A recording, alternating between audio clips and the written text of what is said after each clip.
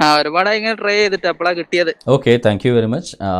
എനിക്കിപ്പോഴാണ് താങ്കളുടെ റിക്വസ്റ്റ് വന്നത്. ഓക്കെ, എന്താണ് താങ്കൾ പറയാനുള്ളത്? എനിക്ക് ഇപ്പോൾ മെയിനായിട്ട് പറയാനുള്ളത്, നിങ്ങള് മറ്റേ ഞാൻ അറിയാൻ വേണ്ടിയാണ്. ഞാൻ എന്താ പറയാ, പൊതുവെ ഞാൻ ക്രിസ്ത്യൻസിനെ കുറിച്ച് മനസ്സിലാക്കിയിട്ടുള്ളത്, അവർക്ക് 3 കൺസെപ്റ്റ് ആണുള്ളത്. ഒന്ന് പിതാവ്, പുത്രൻ, പരിശുദ്ധാത്മാവ് പറഞ്ഞ ഹോളി സ്പിരിറ്റ്. ഇവര് ഞാൻ മനസ്സിലാക്കിയിട്ടുള്ളത് ഇവര് 3 പേരും ദൈവമാണ്. എന്നാൽ 3 പേരും ദൈവമാണെന്നല്ല, ദൈവമാണ് പരിശുദ്ധാത്മാവായിട്ടും പുത്രനായിട്ടും ഞങ്ങൾ അടുക്കൽ ഇടപെടുന്നതെന്നാണ് ഞങ്ങൾ വിശ്വസിക്കുന്നത്. അങ്ങനെ ബൈബിളിൽ പറയുന്നത്. 3 പേരും ദൈവമാണെന്ന് ബൈബിളിലില്ല. 3 ദൈവങ്ങളുണ്ടെന്നോ 3 ആളുകൾ ദൈവങ്ങളാണെന്നോ ബൈബിളിനകത്തില്ല. പിതാവായ ഏകദൈവമേ ഞങ്ങൾക്കുള്ളൂ. ആ പിതാവായ ഏകദൈവം തന്നെയാണ് മനുഷ്യനായിട്ട് ഭൂമിയിൽ വന്നതും ആത്മാവായിട്ട് ഞങ്ങളുടെ ഉള്ളിൽ വസിക്കുന്നത് എന്നാണ് ഞങ്ങൾ പഠിപ്പിക്കുന്നത്. ഈ പരിശുദ്ധ ഹോളി സ്പിരിറ്റ് പറഞ്ഞ സംഭവം എന്താണ്? ദൈവം ആത്മാവായിട്ട്, ഇപ്പോൾ ക്രിസ്തീയ വിശ്വാസപ്രകാരം, ഇപ്പം നിങ്ങളുടെ ഇസ്ലാമിക വിശ്വാസപ്രകാരം നിങ്ങൾക്ക് ശരീരവും നഫ്സും മാത്രമേ ഉള്ളൂ. അതായത് ശരീരവും സോൾ, അഥവാ ഞങ്ങളുടെ ഭാഷയിൽ പറഞ്ഞാൽ, നമ്മുടെ മലയാളത്തിൽ പറഞ്ഞാൽ ദേഹി എന്ന് പറയും. ഇത് രണ്ടും മാത്രമേ ഉള്ളൂ മനുഷ്യന് റൂഹ് ഉള്ളതായിട്ട് ഖുർആനിൽ ഒരു സ്ഥലത്തും ഞാൻ കണ്ടിട്ടില്ല. എന്നാൽ ക്രിസ്ത്യാനികളെ സംബന്ധിച്ച് വ്യക്തമായിട്ട് ബൈബിൾ പഠിപ്പിക്കുന്നത് ശരീരവും ദേഹിയും കൂടാതെ, ദേഹവും ദേഹിയും കൂടാതെ ആത്മാവും കൂടെയുണ്ട്. അതായത് നഫ്സ് കൂടാതെ റൂഹും കൂടെ, ഓരോ മനുഷ്യനും ഒരു റൂഹുണ്ട്. അതായത് മനുഷ്യനും മറ്റു മൃഗങ്ങൾക്കൊക്കെ റൂഹില്ലേ? മൃഗങ്ങൾക്ക് റൂഹുണ്ടോ ഇല്ലയോ എന്ന് ബൈബിള് വിവക്ഷിച്ചിട്ടില്ല, അതുകൊണ്ട് ഞങ്ങൾക്ക് അറിയത്തില്ല. പക്ഷെ മനുഷ്യന് റൂഹുണ്ട് എന്ന് കൃത്യമായി ബൈബിളിൽ പറയുന്നുണ്ട്. ബൈബിളിന്റെ ഇത് പ്രകാരം ദേഹമുണ്ട്, ദേഹിയുണ്ട്, ആത്മാവുണ്ട്. ബൈബിളിന്റെ വിശദീകരണ പ്രകാരം ഒരു മനുഷ്യനെ സംബന്ധിച്ചിടത്തോളം ദേഹമുണ്ട്, ദേഹിയുണ്ട്, ആത്മാവും. ദേഹവും ദേഹിയും ആത്മാവും. നിങ്ങളുടെ ഭാഷ പറഞ്ഞാൽ ദേഹവും നഫ്സും റൂഹും, അറബി പറഞ്ഞ ഒരു മനുഷ്യൻ എന്ന് വെച്ചാൽ ഇത് 3 ചേർന്നതാണ് ഒരു മനുഷ്യൻ. മനുഷ്യൻ്റെ ആത്മാവിനോട് ഇടപെടുന്നതിന് വേണ്ടി ദൈവം ആത്മാവായിട്ട് വെളിപ്പെടുന്നതാണ് പരിശുദ്ധ ആത്മാവ്. മനുഷ്യരിൽ ഒരുവനായിട്ട് മനുഷ്യനോട് മുഖാമുഖമായി സംസാരിക്കുന്നതിന് വേണ്ടി ദൈവം ഒരു മനുഷ്യനായിട്ടോ അല്ലെ സ്വർഗീയ ശരീരത്തിൽ, ഒരു ദൂതന്മാർക്കുള്ള എലോഹിം എന്ന സ്വർഗീയ ശരീരത്തിലോ എലോഹിമായിട്ടോ മനുഷ്യനായിട്ടോ പ്രത്യക്ഷനാകുന്നതാണ് പുത്രൻ. കാര്യം മനുഷ്യരെ പൊതുവെ എലോഹിമുകളെയും മനുഷ്യരെയും ദൈവം പുത്രന്മാരെന്നാണ് വിളിക്കുന്നത്. അല്ലാതെ 3 പേരായ ദൈവങ്ങളോ 3 ആളുകളായ ദൈവങ്ങളോ 3 ദൈവങ്ങളോ അല്ല ക്രിസ്ത്യാനികൾക്ക്. പിതാവായ ഏക ദൈവമേ നമുക്കുള്ളൂ എന്നാണ് ബൈബിളിൽ കൃത്യമായി രേഖപ്പെടുത്തിയിരിക്കുന്നത്. ഇസ്രായേലെ കേൾക്കുക, യാഹുവേ നമ്മുടെ ദൈവമാകുന്നു, യാഹുവേ ഏകൻ, യാഹുവേ യഹാദ് എന്നാണ് ബൈബിളിൽ രേഖപ്പെടുത്തിയിരിക്കുന്നത്. യഹോവ, ഞാൻ യഹോവയാകുന്നു, മറ്റൊരുത്തനുമില്ല, ഞാനല്ലാതെ വേറെ ഒരു ദൈവവുമില്ല എന്നാണ് ബൈബിളിൽ രേഖപ്പെടുത്തിയിരിക്കുന്നത്. അപ്പോൾ വ്യക്തമായി ഏകദൈവ വിശ്വാസമാണ് പ്രപഞ്ച സൃഷ്ടാവായ ആദത്തെ സൃഷ്ടിച്ച, അബ്രഹാമിനെ സൃഷ്ടിച്ച, സകല മനുഷ്യരെയും സൃഷ്ടിച്ചുണ്ടാക്കിയ അബ്രഹാമിൻ്റെയും ഇസഹാക്കിൻ്റെയും യാക്കോബിൻ്റെയും മൂസയുടെയും ദൈവമായ ഏക ദൈവമാണ് ഞങ്ങൾ വിശ്വസിക്കുന്ന ദൈവം. ആ ദൈവം ഒരു ശരീരത്തിൽ ഞങ്ങളുടെ മുന്നിൽ പ്രത്യക്ഷനായാൽ, അത് സ്വർഗീയ ശരീരമാണെങ്കിലും മനുഷ്യ ശരീരമാണെങ്കിലും അതാണ് പുത്രൻ. ആത്മാവായിട്ട് ഞങ്ങളുടെ ഉള്ളിൽ വസിക്കുമ്പോൾ അതാണ് പരിശുദ്ധ ആത്മാവ്. കേൾക്കുന്നുണ്ട്? പറഞ്ഞോളൂ. അല്ല, അപ്പൊ ഈ ആത്മാവ് എന്ന് പറഞ്ഞാൽ മനുഷ്യരിലുള്ള ശരീരത്തിന്റെ ഉള്ളിലുള്ള ആത്മാവ് അതല്ല ഉദ്ദേശിച്ചത്. മനുഷ്യ ശരീരം എല്ലാ മനുഷ്യർക്കും, ഇപ്പൊ താങ്കളുടെ പേരെന്താ? അബ്ദുള്ളക്ക് ഒരു ശരീരമുണ്ട്, ഒരു ആത്മാവുണ്ട്, ഒരു ദേഹിയുണ്ട്. അതായത് ഒരു സോളുണ്ട്, ഒരു ബോഡിയുണ്ട്, സോളുണ്ട്, സ്പിരിറ്റ് ഉണ്ട്. ഇത് 3മാണ് ബോഡി, സോൾ, സ്പിരിറ്റ്. ദേഹം, ദേഹി, ആത്മാവ്. സാർക്കെ, സുയ്ക്കെ, അതുപോലെ ന്യൂമ. 3 എണ്ണമാണ്. നിങ്ങളെപ്പോലെ 2 അല്ല. നിങ്ങൾക്കാണ് 2 എണ്ണം, അറബിയിലാണ് 2 എണ്ണം. ക്രിസ്ത്യാനികളെ സംബന്ധിച്ച് 3 എണ്ണമുണ്ട്. മനുഷ്യന് ദേഹമുണ്ട്, ദേഹിയുണ്ട്, ആത്മാവുണ്ട്. അതിൽ മനുഷ്യാത്മാവുണ്ടല്ലോ, മനുഷ്യൻ്റെ ആത്മാവ്. ആ ആത്മാവിനോട് ദൈവം ആത്മാവായിട്ട് ഇറങ്ങി വന്നാണ് ഇടപെടുന്നത്. ആ ദൈവം ആത്മാവായിട്ട് വെളിപ്പെടുന്നതിനാണ് പരിശുദ്ധ ആത്മാവ് എന്ന് പറയുന്നത്. അതുകൊണ്ടാണ് മനുഷ്യരുടെ ഉള്ളിൽ ദൈവത്തിൻ്റെ ആത്മാവ് വസിക്കുന്നു എന്ന് ബൈബിളിൽ പറയുന്നത്. നിങ്ങൾ ദൈവത്തിൻ്റെ മന്ദിരമാകുന്നുവെന്നും ദൈവത്തിൻ്റെ ആത്മാവ് നിങ്ങളിൽ വസിക്കുന്നുവെന്നും നിങ്ങൾ അറിയുന്നുവല്ലോ. ദൈവത്തിൻ്റെ മന്ദിരത്തെ നശിപ്പിക്കുന്നവനെ ദൈവവും നശിപ്പിക്കും എന്നാണ് പറയുന്നത്. ശരീരത്തെ സ്വയം നശിപ്പിക്കുന്നവനെ ദൈവം ശിക്ഷിക്കും എന്നാണ് പറയുന്നത്. ദൈവത്തിൻ്റെ ആത്മാവ് നമ്മുടെ ഉള്ളിൽ വസിക്കും.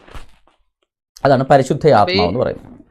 അല്ല, ഇപ്പൊ എനിക്കറിയില്ല, ഞാൻ ക്രിസ്ത്യൻസ് പൊതുവെ മനസ്സിലാക്കിയിട്ടുള്ളത് അങ്ങനെയാണ്. അപ്പൊ നിങ്ങളോട് വിശ്വാസം വേറെ അല്ല. താങ്കൾ ആരെങ്കിലും പറഞ്ഞു കേട്ടാണോ മതത്തെ മനസ്സിലാക്കിയത്, അതോ ബൈബിൾ വായിച്ചിട്ടാണോ മതത്തെ മനസ്സിലാക്കിയത്, ക്രൈസ്തവ വിശ്വാസം മനസ്സിലാക്കിയത്? താങ്കൾ ക്രൈസ്തവ വിശ്വാസം മനസ്സിലാക്കിയത് ബൈബിൾ വായിച്ചിട്ടാണോ, അത് ആരെങ്കിലും ഒക്കെ പറഞ്ഞു കേട്ടിട്ടാണോ? അല്ല, പൊതുവെ ക്രിസ്ത്യാനികളാണല്ലോ നമ്മള് മനസ്സിലാക്കി. അല്ല, എന്നാ ഞാൻ കാര്യം ചോദിക്കട്ടെ, അപ്പൊ ഞങ്ങൾ ഒരാൾ ഇസ്ലാം മതത്തെ മനസ്സിലാക്കുമ്പോൾ ഖുറാൻ വായിക്കാതെ സുന്നികൾ പറഞ്ഞു കേട്ട് മനസ്സിലാക്കണോ, മുജാഹിദുകൾ പറഞ്ഞു കേട്ട് മനസ്സിലാക്കണോ, സലഫികൾ പറഞ്ഞു കേട്ട് മനസ്സിലാക്കണം, ആര് പറഞ്ഞിട്ട് മനസ്സിലാക്കണം? ഞാൻ എന്താ വെച്ചാൽ, അല്ല നിങ്ങൾ പറഞ്ഞ ശരിയാണ്, ബൈബിൾ അനുസരിച്ചാണ് മനസ്സിലാക്കേണ്ടത്. അല്ല, ഞാൻ ചോദിച്ചത് ഞങ്ങൾ ഒരാള് ക്രിസ്ത്യാനികൾ മുസ്ലിങ്ങളെ കുറിച്ചും ഇസ്ലാമിനെ കുറിച്ച് മനസ്സിലാക്കും. ഇപ്പൊ ഞാൻ ഒരു ക്രിസ്ത്യാനിയാ, ഞാൻ മുസ്ലിങ്ങളെ കുറിച്ച് മനസ്സിലാക്കണം, ഞാൻ ആര് പറഞ്ഞിട്ട് മനസ്സിലാക്കണം? സുന്നികൾ പറഞ്ഞിട്ട് മനസ്സിലാക്കണോ, സലഫികൾ പറഞ്ഞിട്ട് മനസ്സിലാക്കണോ? അതായത് പച്ചക്ക് പറഞ്ഞു കഴിഞ്ഞാൽ അൻബിയാക്കളോട് പോയി ഷഫായ തേടുന്നത് ഷിർക്കാണെന്ന് മനസ്സിലാക്കണമോ, ഷിർക്കല്ലെന്ന് മനസ്സിലാക്കണമോ? എന്ത് മനസ്സിലാക്കണം ഞാൻ? അല്ല, ഇസ്ലാമിന്റെ പ്രമാണങ്ങളെ മനസ്സിലാക്കേണ്ടത് അത് അവതരിപ്പിച്ച ആ സമൂഹം ഉണ്ടല്ലോ, ആ സമൂഹം എങ്ങനെ മനസ്സിലാക്കി, അവതരിപ്പിച്ച സമൂഹം വെച്ചാൽ സുന്നികൾ പറഞ്ഞ മനസ്സിലാക്കണമോ, ഈ പറയുന്ന സലഫികൾ പറയുന്ന മനസ്സിലാക്കണമെന്ന് ഞങ്ങൾ ചോദിച്ചുള്ളൂ, അതോ പ്രമാണങ്ങളിൽ നിന്ന് മനസ്സിലാക്കണമോ? പ്രമാണങ്ങളിൽ നിന്ന് തന്നെ അപ്പൊ മനസ്സിലാക്കണം. പിന്നെ താങ്കൾ എന്താ ക്രിസ്തീയ മതത്തെ പ്രമാണങ്ങളിൽ നിന്ന് മനസ്സിലാക്കാതെ ചോദ്യം ചെയ്യാൻ വന്നേ? അല്ല, ഞാൻ ചോദിച്ചു എന്നോട് പൊതുവെ. അങ്ങനെ പൊതുവെ അങ്ങനെയാണെങ്കിൽ ഞാൻ താങ്കളോട് ചോദിക്കാം, ഈ ഷഫായ തേടുന്നതും മുടിവെള്ളം കൊടുക്കുന്നതും ഷിർക്കാണോ അല്ലയോ? പൊതുവെ ഞാനൊന്ന് ചോദിക്കാം, പൊതുവെ ചോദിക്കാമല്ലോ, ഞാനൊന്നും കൂടി ചോദിക്കാം, താങ്കൾ പറ. അത് ഞാൻ മനസ്സിലാക്കിയിട്ടുള്ള അങ്ങനെയുള്ള ചില ചർച്ച അഭിപ്രായ വ്യത്യാസങ്ങൾ. അഭിപ്രായ വ്യത്യാസമല്ല, ഷിർക്കാണോ അല്ലയോ എന്നാണ് ഞാൻ ചോദിച്ചത്. താങ്കൾ എന്ത് വിശ്വസിക്കുന്നു? ഔലിയാക്കളോട് അൻബിയാക്കളോട് ഷഫായ തേടുന്ന ഷിർക്കാണോ അല്ലയോ? അതായത് മുനമ്പത്ത് ബീവിയോടും മൊഹീദ്ദീൻ ഷേഖിനോടും മമ്പറം ഷേഖിനോടൊക്കെ ഷഫായ തേടുന്നത് ഷിർക്കാണോ അല്ലയോ?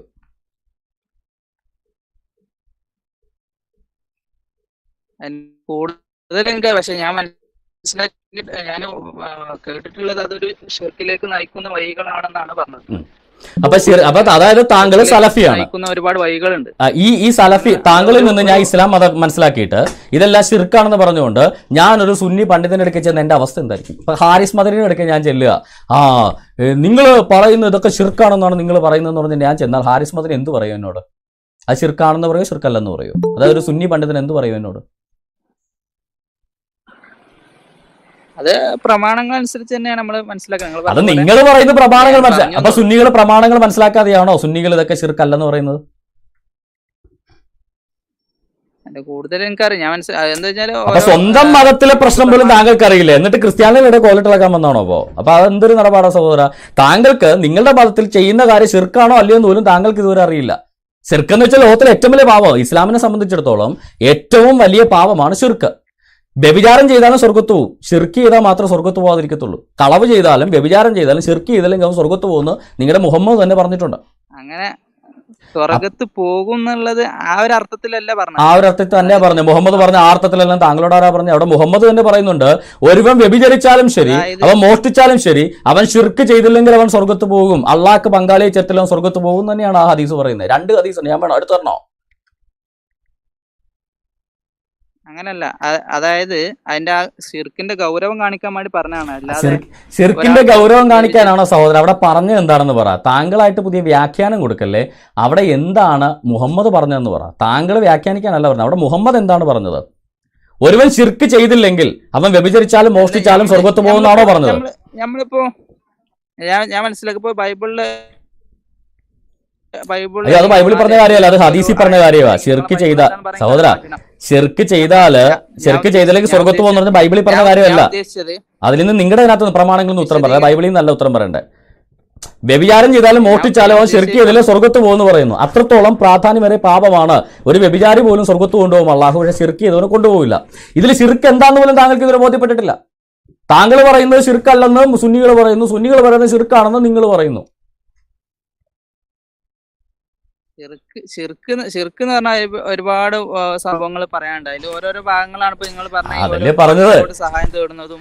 അപ്പൊ ഇത് ഷിർക്കാണെന്ന് പോലും തീരുമാനം നിങ്ങളായിട്ടില്ല. അപ്പൊ ഞങ്ങൾ ഇസ്ലാം മതം ആരിൽ നിന്ന് പഠിക്കണം? ഷിർക്കാണെന്ന് പറയുന്ന താങ്കളിൽ നിന്ന് പഠിക്കണമോ, സലഫിൽ നിന്ന് പഠിക്കണമോ, ഷിർക്കല്ലെന്ന് പറയുന്ന സുന്നികളിൽ നിന്ന് പഠിക്കണമോ, അതോ ഞങ്ങളെ പ്രമാണങ്ങൾ വായിച്ച് ഞങ്ങൾ ബോധ്യപ്പെടണോ? എന്താ ചെയ്യേണ്ടത്? പ്രമാണങ്ങൾ നോക്കണം, പ്രമാണങ്ങൾ എന്തായാലും നോക്കണം. എന്നാൽ പിന്നെ താങ്കൾ ഇനി ചോദിക്കുമ്പോൾ ബൈബിളിൽ നോക്കുമ്പോൾ ബൈബിളിൽ ഏത് വാക്യത്തിന്റെ അടിസ്ഥാനത്തിലാണ് ചോദ്യം ചോദിക്കണമെന്നോട് പറഞ്ഞിട്ട് അങ്ങ് ചോദിക്കുക. അല്ലാതെ ഇന്ന ആള് പറഞ്ഞു, അയ്യാള് പറഞ്ഞു, ഇയാള് പറഞ്ഞു എന്ന് ചോദിക്കാതെ ബൈബിളിന്റെ അടിസ്ഥാനത്തിൽ ചോദിക്കുക. പറ, ചോദ്യങ്ങൾ പറ. ഇപ്പൊ നിങ്ങൾ പറഞ്ഞ ജീസസ് അപ്പൊ ദൈവം ആണെന്നാണ് നിങ്ങൾ പറയുന്നത്? ദൈവമാണ് മനുഷ്യനായിട്ട് ഭൂമിയിൽ ഇറങ്ങി വന്നുകൊണ്ട്. യേശുക്രിസ്തു മനുഷ്യനാണോ?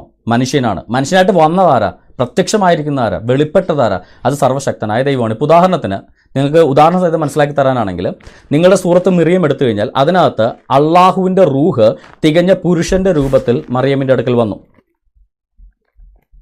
ഓക്കെ, അള്ളാന്റെ റൂഹ് എന്ന് പറഞ്ഞാൽ ആ അർത്ഥത്തിലാണെന്ന് ആദർത്ഥത്തിലാണെങ്കിൽ എന്തർത്ഥത്തിലാണ് ഖുറാൻ പറഞ്ഞതാ ഞാൻ വായിച്ചത്. ഖുറാൻ എനിക്ക് തിരുത്താൻ പറ്റില്ലല്ലോ സഹോദര, നിങ്ങൾക്ക് ഖുറാൻ തിരുത്താൻ എനിക്ക് പറ്റുമോ? ഞാൻ അന്യമതസ്ഥനാ.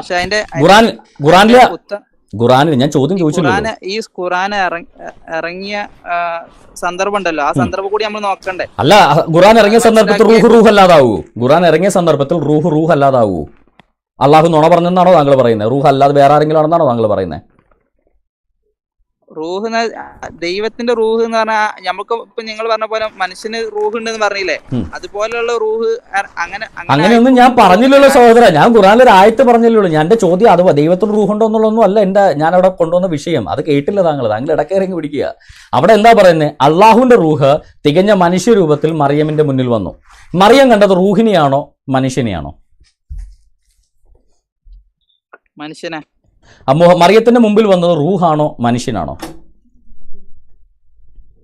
മനുഷ്യനെ. മറിയത്തിന്റെ മുന്നിൽ വന്നത് റൂഹാണോ മനുഷ്യനാണോ? മനുഷ്യരൂപത്തിലാ വന്നത്. മനുഷ്യരൂപത്തിൽ വന്നതാരാ? മനുഷ്യരൂപത്തിൽ വന്ന ജിബ്രീൽ. ജിബ്രീൽ ആണെങ്കിൽ റൂഹാണല്ലോ മനുഷ്യരൂപത്തിൽ വന്നത്. പേരല്ല ചോദിച്ചത്, എന്താണെന്ന് ചോദിച്ചത്. റൂഹ് മനുഷ്യരൂപത്തിൽ വന്നു. ഈ വന്നയാൾ മറിയം മനുഷ്യനെ കണ്ടു എന്ന് പറഞ്ഞാലും മറിയത്തിന് മുന്നിൽ നിൽക്കുന്ന മനുഷ്യനാണെന്ന് പറഞ്ഞാൽ സത്യമല്ലേ? ആണ്. മറിയം കണ്ടത് മനുഷ്യനാണ് മറിയത്തിന് മുന്നിൽ നിൽക്കുന്നത്.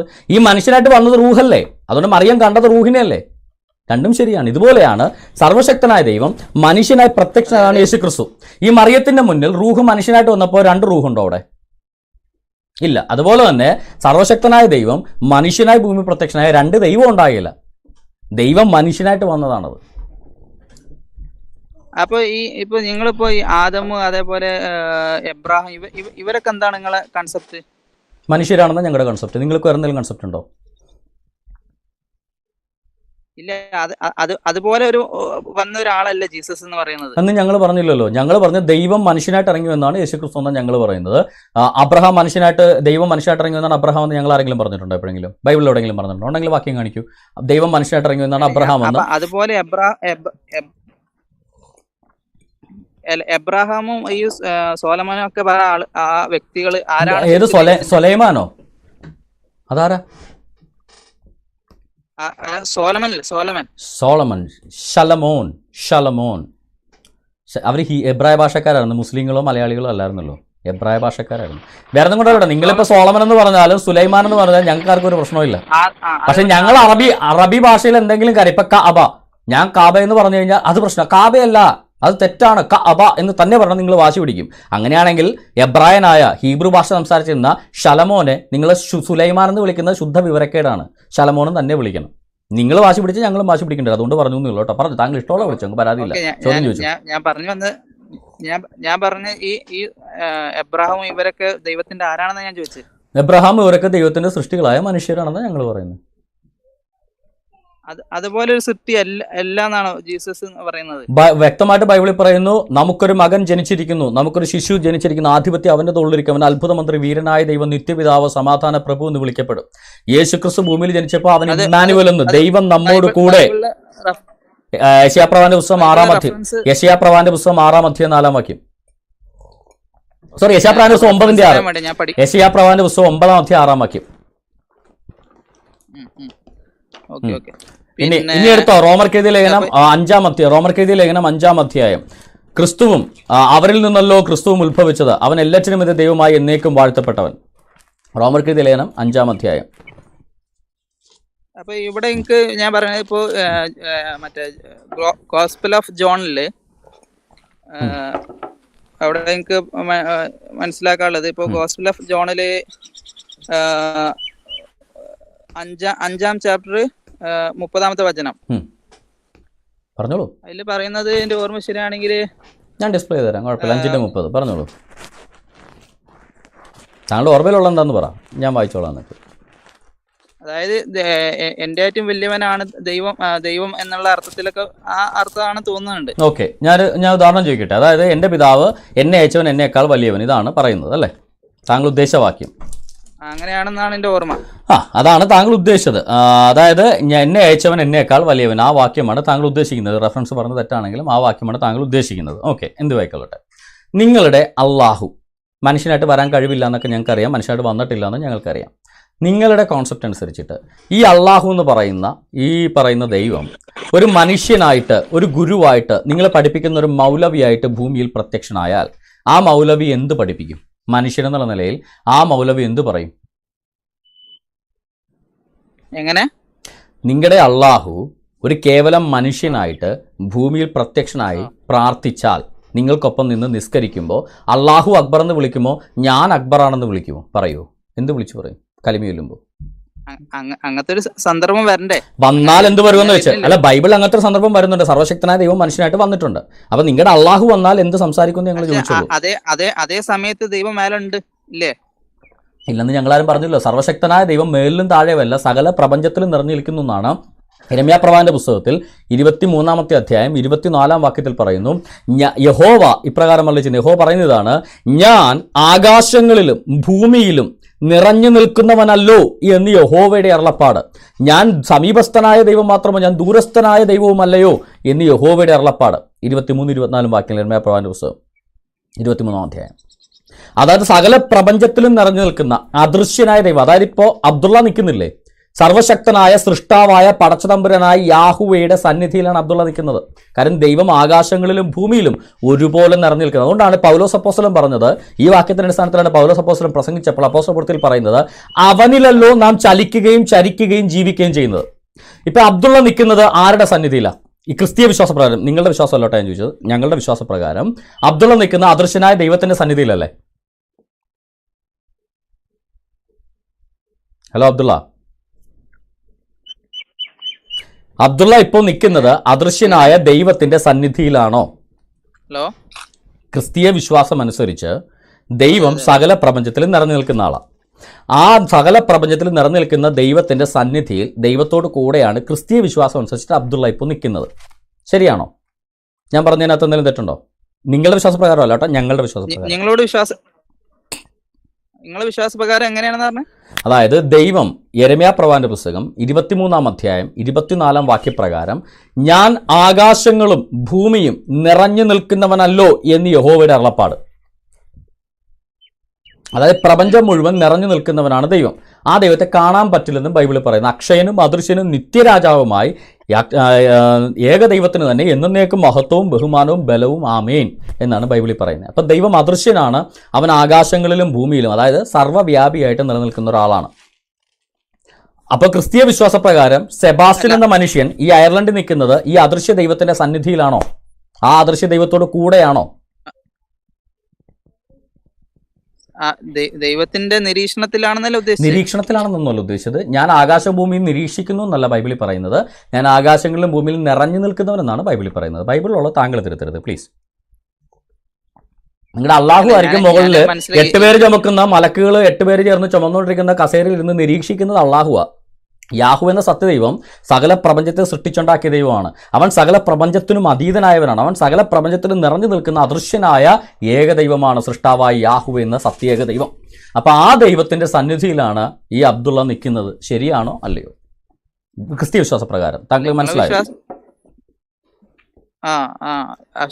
അപ്പൊ നിങ്ങൾ വിശ്വസിക്കുന്ന ദൈവം എല്ലായിടത്തും ഉണ്ട് എന്നാണോ? അബ്സല്യൂട്ട്ലി. ദൈവം സകല പ്രപഞ്ചത്തിലും നിറഞ്ഞു നിൽക്കുകയാണ്. ദൈവത്തിന്റെ അസ്തിത്വം ദൈവം എന്ന് പറയുന്നത് എന്താണ്? ഇപ്പൊ ഞാൻ ഈ കസേരയിൽ ഇരിക്കുന്നു, ഓക്കെ. ദൈവം എന്ന് പറയുന്നത് പ്രപഞ്ചത്തിന് അതീതനായി പ്രപഞ്ചത്തെ മുഴുവൻ സൃഷ്ടിച്ചത് അവനാണ്. അവൻ സകല പ്രപഞ്ചത്തിലും നിറഞ്ഞു നിൽക്കുന്നവനാണ്, പ്രപഞ്ചത്തിനും അതീതനാണ്. അതുകൊണ്ട് ഈ പ്രപഞ്ചം മുഴുവൻ അവനിൽ, അല്ലെങ്കിൽ അവൻ സകല പ്രപഞ്ചത്തിലും ആകാശങ്ങളിലും ഭൂമിയിലും അവൻ നിറഞ്ഞു നിൽക്കുന്നവനാണ്. അതുകൊണ്ട് അവനിലല്ലോ നാം ചലിക്കുകയും ചരിക്കുകയും ജീവിക്കുകയും ചെയ്യുന്നത് എന്നാണ് പൗലോസ് അപ്പോസ്തലൻ ബൈബിളിൽ രേഖപ്പെടുത്തുന്നത്. അതായത് ദൈവം സകല പ്രപഞ്ചത്തിലും നിറഞ്ഞിരിക്കുന്ന സർവ്വവ്യാപിയാണ്. ഞങ്ങളുടെ വിശ്വാസം ദൈവത്തിന് ഈ ഇങ്ങനെ ഭൂമിയിൽ ഇറങ്ങി വന്ന മോസസിനോട് പറഞ്ഞത്, മൂസാ നബിനോട് പറഞ്ഞത് ഭൂമിയിൽ ഇറങ്ങി വരാൻ പറ്റില്ല എന്നാണ്. പാറകളൊക്കെ അത് ശരിക്കും പറഞ്ഞാൽ നിങ്ങളുടെ അള്ളാഹുവിന് ഇറങ്ങി വരാൻ കഴിവില്ലാത്തത് കൊണ്ടാണ്. പക്ഷേ സർവശക്തനായ ദൈവത്തിന്, അതുകൊണ്ടാണ് അവനെ സർവശക്തൻ എന്ന് പറയുന്നത്. അവന് മനുഷ്യനായിട്ട് ഭൂമിയിൽ വരാനോ ആത്മാവായിട്ട് ഭൂമിയിൽ വരാനോ സ്വർഗീയ ശരീരം എടുത്തിട്ട് ഭൂമിയിൽ വരാനോ കഴിവുള്ളവനാണ്. സർവശക്തനാണ് അവൻ. അതുകൊണ്ടാണ് ഞങ്ങളുടെ ദൈവത്തെ ഞങ്ങൾ സർവശക്തൻ എന്ന് വിളിക്കുന്നതിന്റെ കാരണം അതാ. സർവശക്തൻ എന്ന് പറഞ്ഞാൽ ദൈവത്തിനൊക്കെ അതിനുള്ള ഓരോ സ്പെഷ്യൽ ആയിട്ടുള്ള കഴിവുകളില്ലേ? മനുഷ്യനെ പോലെ ഇറങ്ങി വരാൻ പറ്റുമോ? ദൈവത്തിന് കഴിവ്, മനുഷ്യനായിട്ട് ഇറങ്ങി വരാൻ യഹോവയായ മനുഷ്യനായിട്ട് ഇറങ്ങി വരാൻ ദൈവത്തിന് കഴിവുണ്ട്. മനുഷ്യനും ദൈവവും തമ്മിൽ വ്യത്യാസം പിന്നെന്താ? അതുകൊണ്ടല്ലേ മനുഷ്യനും ദൈവവും തമ്മിൽ വ്യത്യാസമുള്ളത് കൊണ്ടാണല്ലോ സർവശക്തനായ ദൈവം കേവലം മനുഷ്യനായിട്ട് ഇറങ്ങി വരേണ്ടി വരുന്നത്. മനുഷ്യനും ദൈവവും ഒന്നാണെങ്കിൽ ദൈവത്തിന് നേരെ ഇങ്ങോട്ട് ഇറങ്ങി വന്നാൽ മതിയല്ലോ. ദൈവത്തിന് മനുഷ്യരൂപത്തിൽ ഇറങ്ങി വരേണ്ടി വന്നത് എന്തുകൊണ്ടാ? ദൈവം മനുഷ്യനല്ലാത്തത് കൊണ്ടാണ്. അള്ളാഹുവിന് മനുഷ്യനായിട്ട് ഇറങ്ങി വരാനുള്ള കഴിവില്ല. അള്ളാഹുവിന് അങ്ങനത്തെ യാതൊരു തരത്തിലുള്ള കഴിവുള്ളതായിട്ട് ഖുർആൻ രേഖപ്പെടുത്തിയിട്ടില്ല. പക്ഷേ യഹോവ സർവശക്തനാണ്. ഏൽ ഷദ്ദായി എന്നാണ് അവൻ അറിയപ്പെടുന്നത്. അവൻ ഏറ്റവും ശക്തനായിട്ടാണ് അവൻ അറിയപ്പെടുന്നത്. ഏൽ എല്യോൻ, അത്യുന്നതനായിട്ടാണ് അവൻ അറിയപ്പെടുന്നത്. അപ്പോൾ ഏൽ എല്യോനായ, ഏൽ ഷദ്ദായിയായ സർവശക്തനായ ദൈവത്തിന് മനുഷ്യനായിട്ട് ഭൂമിയിൽ ഇറങ്ങി വരാൻ കഴിയും. താങ്കളുടെ ബൈബിൾ ഉണ്ടെങ്കിൽ ഉൽപ്പത്തി പുസ്തകത്തിൽ അബ്രഹാമിന്റെ അടുക്കൽ ദൈവം മനുഷ്യനായിട്ട് ഇറങ്ങി വന്നിട്ടുണ്ട്. താങ്കൾ വായിച്ചിട്ടുണ്ടായിരിക്കാം. അബ്രഹാമിന്റെ അടുക്കൽ ഉൽപ്പത്തി പുസ്തകം 18-ാം അധ്യായത്തിൽ ബൈബിളിൽ ഇപ്പൊ ഞാൻ പറഞ്ഞത് ഇപ്പൊ ഞാൻ 30-ാമത്തെ വചനം പറഞ്ഞല്ലോ, ജോൺ 30. അതില് പറയുന്നത് I can do nothing on my I can do nothing on my own authority. As I hear, I judge, and my judgment is just because I seek not my own will, but the will of Him who sent me. Okay, ഒരു മനുഷ്യൻ ഒരു കാര്യം പൂർത്തിയാക്കിയോളൂ. അപ്പൊ ജീസസിന് കഴിവില്ല എന്നല്ല ഇതിന് മനസ്സിലാകുന്നത്. ഇത് ഓക്കെ, താങ്കൾ പറഞ്ഞ ചോദ്യം, യേശുക്രിസ്തു പറയുന്നു എനിക്ക് സ്വയമേ ഒന്നും ചെയ്യുവാൻ കഴിവില്ല, എന്നെ അയച്ചവന്റെ ഇഷ്ടം അത്രയും ഞാൻ പ്രവർത്തിക്കുന്നത്. ഓക്കെ, ഇത് ഒരു മനുഷ്യൻ പറഞ്ഞാൽ ഇത് ശരിയാണോ? ഇപ്പൊ സെബാസ് എന്ന മനുഷ്യനോ അബ്ദുള്ള എന്ന് പറയുന്ന മനുഷ്യനോ ഈ വാക്യം പറഞ്ഞാൽ അത് കറക്റ്റ് ആണോ? ഈ കാര്യം എപ്പം ദൈവത്തെ കമ്പയർ പറയുമ്പോൾ ശരിയാണ് സഹോദര. അതായത് ദൈവത്തെക്കുറിച്ച് ഒരു മനുഷ്യൻ, അബ്ദുള്ള എന്ന മനുഷ്യനോ സെബാസ്റ്റ്യൻ എന്ന മനുഷ്യനോ ഇങ്ങനെ ഒരു സ്റ്റേറ്റ്മെന്റ് പറഞ്ഞാൽ ശരിയാണോ? ഇപ്പൊ സെബാസ്റ്റ്യൻ പറയാ എനിക്ക് സ്വയമേ ഒന്നും ചെയ്യാൻ കഴിവില്ല, എന്നെ അയച്ച എൻ്റെ ദൈവത്തിന്റെ ഇഷ്ടമാണ് ഞാൻ ചെയ്യുന്നത് എന്നൊരു മനുഷ്യൻ പറഞ്ഞാൽ അത് പൂർണ്ണമായും ശരിയാണോ എന്നാണ് ഞാൻ ചോദിച്ചത്. കട്ടായി പോകുന്നു, ശരിക്കും കേൾക്കുന്നില്ല. അതായത് താങ്കൾ എടുത്ത വാക്യം എനിക്ക് സ്വയമേ ഒന്നും ചെയ്യാൻ കഴിവില്ല, എന്നെ അയച്ചവന്റെ ഇഷ്ടം അത്രയും ഞാൻ പ്രവർത്തിക്കുന്നത്, ഇതല്ലേ താങ്കൾ എടുത്ത വാക്യം? താങ്കൾ കേൾക്കുന്നുണ്ടോ? ഓക്കെ, അപ്പോ അബ്ദുള്ള എന്ന മനുഷ്യനോ സെബാസ്റ്റ്യൻ എന്ന മനുഷ്യനോ ഇങ്ങനെ ഒരു വാക്യം പറഞ്ഞാൽ അതിനകത്ത് ദൈവശാസ്ത്രപരമായ എന്തെങ്കിലും തെറ്റുണ്ടോ? എന്തെങ്കിലും കോംപ്ലിക്കേഷൻ ഉണ്ടോ? ഞാൻ ഇത് പറയുമ്പോ ഹു സെൻഡ് മീ എന്ന് പറയുമ്പോൾ നിങ്ങൾ ഉദ്ദേശിച്ച് ഞാനും ദൈവം ആയിട്ട് കമ്പയർ ചെയ്യുമ്പോഴോ?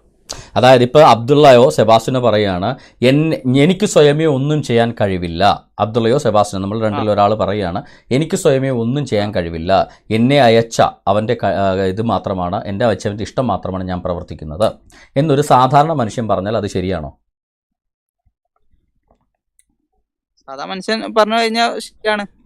ഓക്കെ, അപ്പോൾ ദൈവം ഒരു സാധാരണ മനുഷ്യനായിട്ട് വന്നാൽ ഒരു സാധാരണ മനുഷ്യൻ എന്ന നിലയിൽ യേശുക്രിസ്തു ഇത് പറഞ്ഞാൽ ശരിയാണല്ലോ, പിന്നെ എന്തിനാണ് നിങ്ങൾ ചോദ്യം ചെയ്യുന്നത്? യേശു ദൈവം മനുഷ്യനായിട്ട് വന്നു എന്നാണ് ഞങ്ങൾ പറയുന്നത്. ദൈവം മനുഷ്യനായിട്ട് വന്നു. മനുഷ്യൻ എന്ന് പറയുന്ന എൻറ്റൈറ്റി കൊണ്ട് ഇല്ലെന്ന് ആരെങ്കിലും പറഞ്ഞോ?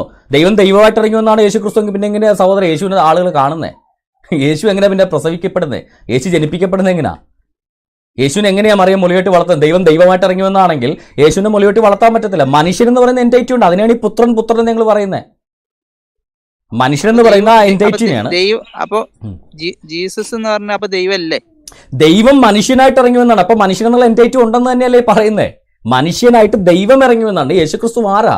ദൈവമാണ് മനുഷ്യനായിട്ട് ഇറങ്ങി വന്നത്. മനുഷ്യനായിട്ട് ദൈവം ഇറങ്ങി വന്നു കഴിഞ്ഞാൽ പിന്നെ ദൈവം അവിടെ ഉണ്ടോ?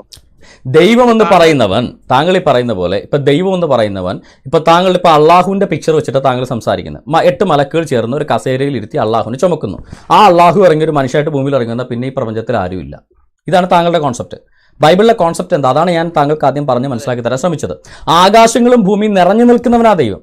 ആ ദൈവം മനുഷ്യനായി മാറിപ്പോയി എന്നല്ല ബൈബിൾ പറയുന്നത്. അവൻ മനുഷ്യനായി വെളിപ്പെട്ടു എന്നാ പറയുന്നത്. അവൻ ജഡത്തിൽ വെളിപ്പെട്ടു, ആത്മാവിൽ നീതീകരിക്കപ്പെട്ടു. അതായത് ഇപ്പൊ ഉദാഹരണത്തിന് സകല പ്രപഞ്ചത്തിൽ നിറഞ്ഞു നിൽക്കുന്ന ദൈവം എൻ്റെ മുന്നിൽ മനുഷ്യനായിട്ട് പ്രത്യക്ഷനായാൽ താങ്കളുടെ ദൈവസന്നിധിയിലല്ലേ എപ്പോഴും നിൽക്കുന്നത്? ഈ ദൈവം എൻ്റെ അടുക്കലുള്ള അതേ ദൈവം തന്നെ താങ്കളുടെ അടുക്കലുണ്ട്. കാര്യം ദൈവം സകല പ്രപഞ്ചത്തിലും നിറഞ്ഞു നിൽക്കുകയാണ്. ഇപ്പൊ ഈ വായു ഭൂമി മുഴുവൻ നിറഞ്ഞു നിൽക്കുന്നെന്ന് പറയുന്നില്ലേ? അതുപോലെ സകല പ്രപഞ്ചത്തിലും ദൈവം തമ്പുരാനുണ്ട്. അപ്പൊ ആ ദൈവത്തോട് കൂടിയാണ് ഞാൻ നിൽക്കുന്നത്, താങ്കളും നിൽക്കുന്നത്. ഈ ദൈവം മനുഷ്യനായി എൻ്റെ മുന്നിൽ പ്രത്യക്ഷനായാൽ ദൈവത്തെ മനുഷ്യരൂപത്തിൽ എനിക്ക് മാത്രമേ കാണാൻ പറ്റുള്ളൂ. മനുഷ്യരൂപത്തിൽ ദൈവം എൻ്റെ കൂടെ മാത്രമേ ഉള്ളൂ. പക്ഷെ ദൈവം എന്നുള്ള നിലയിൽ താങ്കളുടെ കൂടെയും ദൈവമുണ്ട് അതേ സമയം തന്നെ. എന്നെ സംബന്ധിച്ചിടത്തോളം ദൈവം എൻ്റെ മുന്നിൽ മനുഷ്യനായിട്ട് പ്രത്യക്ഷനായാൽ ഒരേ സമയം തന്നെ ദൈവം എന്ന നിലയിലും അവനുണ്ട്, അതേ ദൈവം തന്നെ മനുഷ്യൻ എന്ന നിലയിലും എൻ്റെ മുന്നിലുണ്ട്. ഇതാണ് യേശുക്രിസ്തു, അല്ലാതെ രണ്ട് ദൈവമല്ല. അപ്പം മനുഷ്യൻ എന്നുള്ള നിലയിൽ അവൻ സംസാരിക്കുമ്പോൾ ഒരു മനുഷ്യനുള്ളതുപോലെ ഒരു തലച്ചോറുണ്ട്, എനിക്കുള്ളതുപോലെ തന്നെ ഒരു തലച്ചോറുണ്ട്, എനിക്കുള്ള പോലെ തന്നെ ഒരു നാക്കുണ്ട്. അപ്പോൾ ഒരു മനുഷ്യൻ എന്നുള്ള നിലയിൽ പിതാവേ കഴിയുമെങ്കിൽ ഈ പാനപാത്രം നീക്കണമേ, എൻ്റെ ദൈവമേ നീ എന്നെ കൈവിട്ടതെന്ത്, ഞാൻ എന്നെ അയച്ചവൻ്റെ ഇഷ്ടം ചെയ്യാൻ അത്ര വന്നിരിക്കുന്നത്, എനിക്ക് സ്വയമേ ഒന്നും ചെയ്യാൻ കഴിവില്ല എന്നൊരു മനുഷ്യൻ എന്നുള്ള നിലയിലാണ് പറയുന്നത്. ഒരു മനുഷ്യൻ അങ്ങനെ കഴിവില്ല. ഒരു മനുഷ്യന് ദൈവത്തോട് അങ്ങനെ പ്രാർത്ഥിക്കാം. ഒരു മനുഷ്യൻ എന്നുള്ള നിലയിൽ ആണ് യേശുക്രിസ്തു അതെല്ലാം പറയുന്നത്. അത് സെബാസ്റ്റ്യൻ മനുഷ്യനും പറയാം. ദൈവം മനുഷ്യനായിട്ട് വന്നിട്ടില്ല എന്നല്ല ഞങ്ങൾ പറയുന്നത്. ദൈവം മനുഷ്യനായിട്ട് തന്നെയാണ് വന്നത്. പ്രസവിപ്പിക്കപ്പെട്ട, മുലയൂട്ടപ്പെട്ട, ക്രൂശീകരിക്കപ്പെട്ട, വധിക്കപ്പെട്ട ഒരു മനുഷ്യനായിട്ട് ദൈവം വന്നു എന്നാണ് ഞങ്ങൾ പറയുന്നത്. അല്ലാതെ മനുഷ്യനായിട്ട് വന്നില്ല എന്നല്ല. മനുഷ്യനായിട്ട് വന്നത് ദൈവമാണെന്ന് ഞങ്ങൾ പറയുന്നത്. മനസ്സിലായോ? താങ്കൾക്ക് വ്യത്യാസം മനസ്സിലായോ? അതിനെ കുറിച്ച് ഇനി പഠിക്കണം. ഞാൻ മനസ്സിലാക്കിയെന്ന് വെച്ചാൽ ഇപ്പൊ നിങ്ങൾ പറഞ്ഞ കൺസെപ്റ്റ് ആണെങ്കിൽ ജീസസ് ദൈവമാണെങ്കിൽ ദൈവം ഇറങ്ങി മനുഷ്യരൂപത്തിൽ ഇറങ്ങി വന്നു എന്ന് പറയുമ്പോ അപ്പൊ മുകളിൽ ഒരു ദൈവം വേറെ ഉണ്ട്, ഇത് മുകളിൽ വേറെ സഹോദരൻ, മുകളിൽ ദൈവം വേറെ. ഇപ്പൊ ഉദാഹരണത്തിന് ഇപ്പൊ ക്രിസ്തീയ വിശ്വാസം താങ്കളൊന്ന് എടുക്കുക. അതായത് ദൈവം സകല പ്രപഞ്ചത്തിലും ഉണ്ട്. ഓക്കെ, താങ്കളൊരു ക്രിസ്ത്യാനിയായിട്ട് അങ്ങ് ചിന്തിക്കുക, മുസ്ലിമായിട്ട് ചിന്തിക്കാതെ ഒരു ക്രിസ്ത്യാനായിട്ട് ചിന്തിക്കുക. ദൈവം സകല പ്രപഞ്ചത്തിലും ഉണ്ട്. ആ ദൈവം താങ്കളുടെ മുന്നിൽ മാത്രം ഒരു മനുഷ്യനായിട്ട് പ്രത്യക്ഷനായാൽ ഈ സകല പ്രപഞ്ചത്തിലും ദൈവം ഇല്ലാതായി തീർന്നതാണോ താങ്കൾ പറയുന്നത്? അങ്ങനെ ബൈബിളിൽ പറയുന്നില്ല. സകല പ്രപഞ്ചത്തിലും നിറഞ്ഞു നിൽക്കുന്ന ദൈവമാണ് ഒരു മനുഷ്യനായിട്ട് താങ്കളുടെ മുമ്പിൽ നിൽക്കുന്നത്. ഓക്കെ, ഈ മനുഷ്യനും താങ്കളും ദൈവത്തിന്റെ സന്നിധിയിൽ അപ്പോഴും നിൽക്കുന്നത്. ദൈവത്തിന്റെ പ്രത്യക്ഷതയാണ് യേശുക്രിസ്തു. ദൈവം മാനിഫെസ്റ്റ് ചെയ്തതാണ് യേശുക്രിസ്തു. ദൈവം എല്ലായിടത്തും ഉണ്ടെന്ന് പറയുമ്പോൾ അതിന്റെ അർത്ഥം ദൈവം പല സ്ഥലത്തും ദൈവം ഇങ്ങനെ നിൽക്കുകയാണെന്ന് അതിന്റെ അർത്ഥം അല്ല. പല സ്ഥലത്തും താങ്കൾക്ക് എത്ര വായു ഉണ്ട്? വായു എല്ലായിടത്തും ഉണ്ടെന്ന് പറഞ്ഞാൽ പല വായു ഉണ്ടോ സഹോദര? ഈ ഭൂമിക്ക് എത്ര അന്തരീക്ഷമുണ്ട്? താങ്കൾക്ക് അന്തരീക്ഷമുണ്ടോ? താങ്കൾ നിൽക്കുന്നിടത്ത് അന്തരീക്ഷം ഉണ്ടോ? അറ്റ്മോസ്ഫിയർ ഉണ്ടോ? അറ്റ്മോസ്ഫിയർ ഉണ്ട്. ഞാൻ നിൽക്കുന്നിടത്ത് അറ്റ്മോസ്ഫിയർ ഉണ്ട്. അപ്പൊ പല അറ്റ്മോസ്ഫിയർ ഉണ്ടോ? പല അന്തരീക്ഷം ഉണ്ടോ?